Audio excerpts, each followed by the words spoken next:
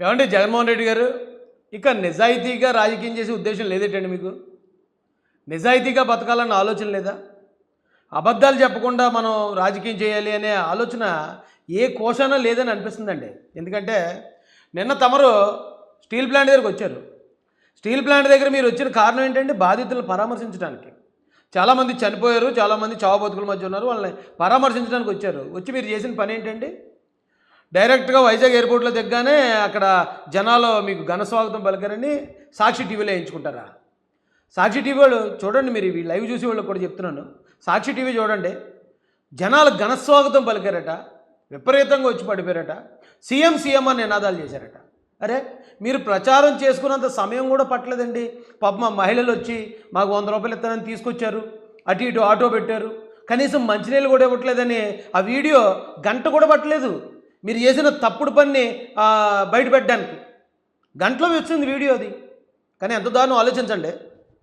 మహిళలు అల్లిపురం వాళ్ళట, వాళ్ళకి ఏమీ తెలియదు, ఇక్కడ 100 రూపాయలు ఇస్తామని ఆటో గట్టి తీసుకొచ్చి కనీసం మంచినీళ్ళు కూడా ఇవ్వకుండా, అంటే జంతువుల కన్నా దారుణంగా మీరు మనుషుల్ని ట్రీట్ చేస్తున్నారండి. కేవలం మీ హడావిడి, మీ బడాయి కోసం, మీకు జనాలు వచ్చేసారని చూపించుకోవడం కోసం.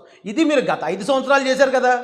చేసిన మిమ్మల్ని 11లో కూర్చోబెట్టినా ఇంకా ఈ వైసీపీకి బుద్ధి రాకపోతే ఎవడు మాత్రం ఏం చేయగలరండి? మనుషుల్ని అలాగా పశువుల కన్నా హీనంగా ట్రీట్ చేస్తారా మీ గొప్పల కోసం? గంట పట్టలేదండి వీళ్ళు చేసిన అదో పని బయటపడిపోవడానికి. తర్వాత వచ్చారు జగన్మోహన్ రెడ్డి గారు. ఏమంటాడండి ఆయన? ఇతనట గతంలో ఎల్జీ పాలిమర్స్ విషయంలో ₹1 కోటి ఇచ్చేసాడు. ₹1 కోటి ఇప్పించేశాను నేను. ఇప్పుడు ఎంత ఇస్తున్నారు? మహా అయితే ఒక 1,72,00,000 లేకపోతే 2 కోట్లు ఇస్తున్నారు. అది ఏదో అన్నాడు, బోడి, అది బోడి అటండి. 1,72,00,000 నష్టపరిహారం ఇవ్వటం, 2 కోట్లు ఇవ్వటం బోడి అట. ఇతను ₹1 కోటి ఇవ్వడం అంటే చాలా గొప్పట. గొప్ప బొచ్చేం కాదు, అది బొచ్చు అయితేనే. 1,72,00,000 ఇవ్వటం నష్టపరిహారం బోడి అయితే నువ్వు ఇచ్చే ₹1 కోటి బొచ్చుతో సమానం కదా అని ప్రజలు అంటున్నారండి. ఎందుకండి తప్పుడు ప్రచారాలు? నేను ₹1 కోటి ఇచ్చానని ప్రచారం చేశాడు. వెంటనే వీడియోలు వచ్చేసాయి. ఎల్జీ పాలిమర్స్ విషయంలో మాకు సహాయం అందలేదు, మాకు ఇస్తామని చెప్పిన ₹1 కూడా రాలేదు, మాకు న్యాయం జరగలేదు, మాకు సరైన ట్రీట్మెంట్ అందలేదని ఆ బాధితులు చెప్పిన వీడియోలు వరదలాగా వచ్చాయి. అరే సిగ్గుపడట్లేదు ఏంటండి జగన్మోహన్ రెడ్డి గారు? సిగ్గుపడట్లేదు? ఆ YCP PR team, Paytm team, ఆ ఐపాక్ టీము, మీరన్నా సిగ్గుపడండిరా. మీరు ఏం చెప్తాదో ఆయన చెప్పేస్తాడు, ముందు వెనక ఆలోచించకుండా. కానీ మీరన్నా సిగ్గుపడి కొంచెం ప్రాపర్గా ఇవ్వండి బాబు స్క్రిప్టు.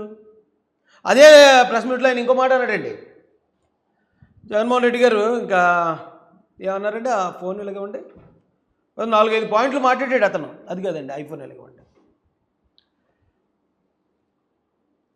సరే అలాగే లైన్లో ఉండండి.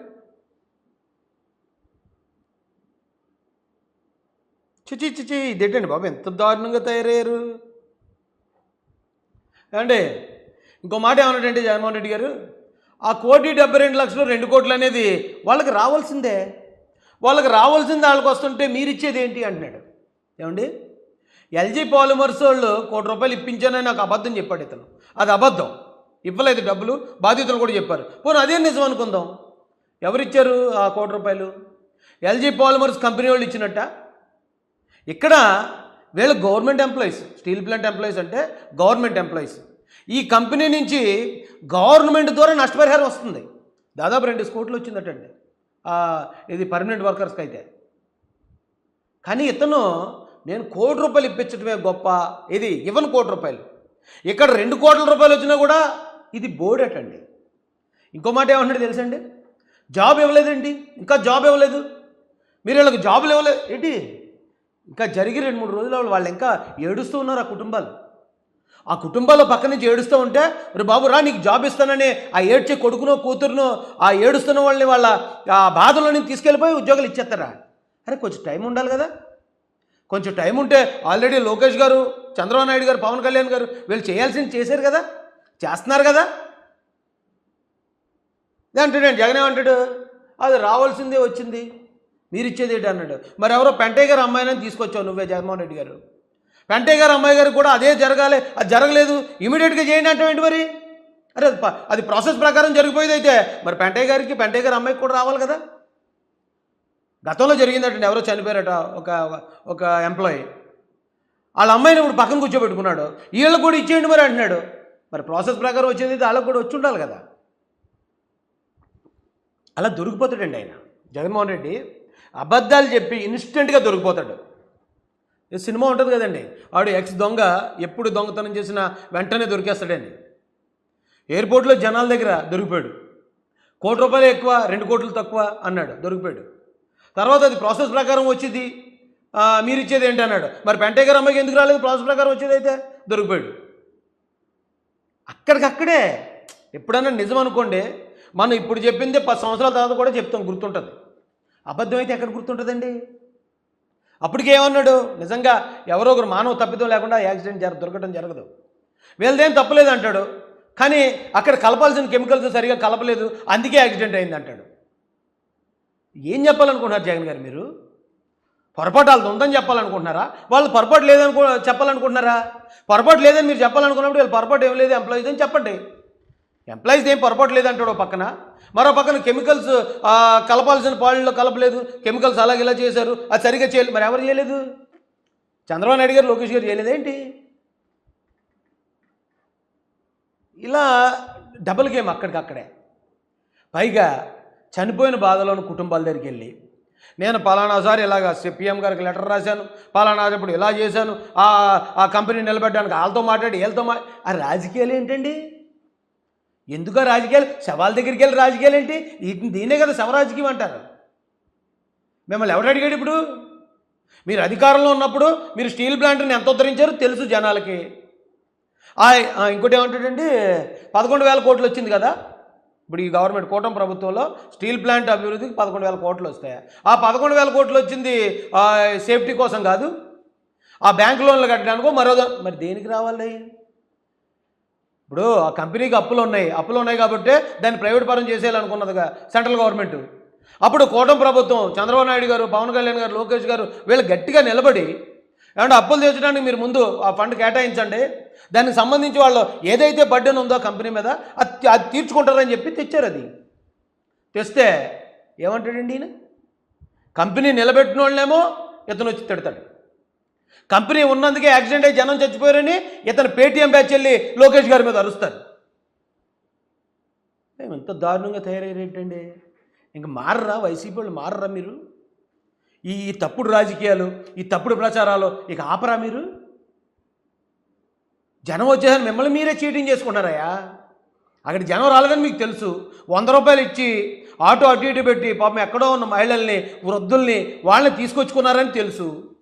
ఆ తెలిసి కూడా మళ్ళీ సిగ్గు ఎగ్గు లేకుండా సాక్షిలో జనాలు నీరాజనం పట్టేస్తున్నారు. అంగరంగ వైభవంగా ఘనస్వాగతం పలికరని చెప్పడానికి కడుపుకు అన్నం తింటున్నారా, గడ్డి తింటున్నారా మీరు? అరే సిగ్గట్లేదా జీవితాలకి, మీ జీవితాలకి? ఓ పక్కన చనిపోయి ఆ కుటుంబాలన్నీ బోరుమని ఏడుస్తూ ఉంటే అక్కడ మీకు సీఎం అని అరుపులు కావాల్సి వచ్చాయా? అక్కడ మీకు జనాలు ఘనస్వాగతాలు కావాల్సి వచ్చాయా? వెళ్తూ ఉంటే పూలు చల్లుతారా?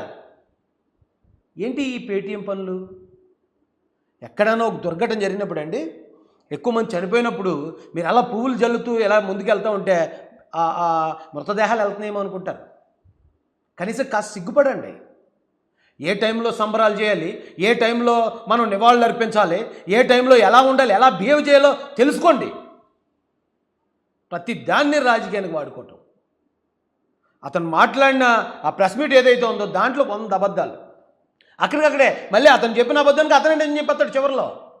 దానికి ఆధారాలు కూడా అక్కర్లేదండి. ఇప్పుడు నేను చెప్పాను 4-5, మీరు చూడండి కావాలంటే.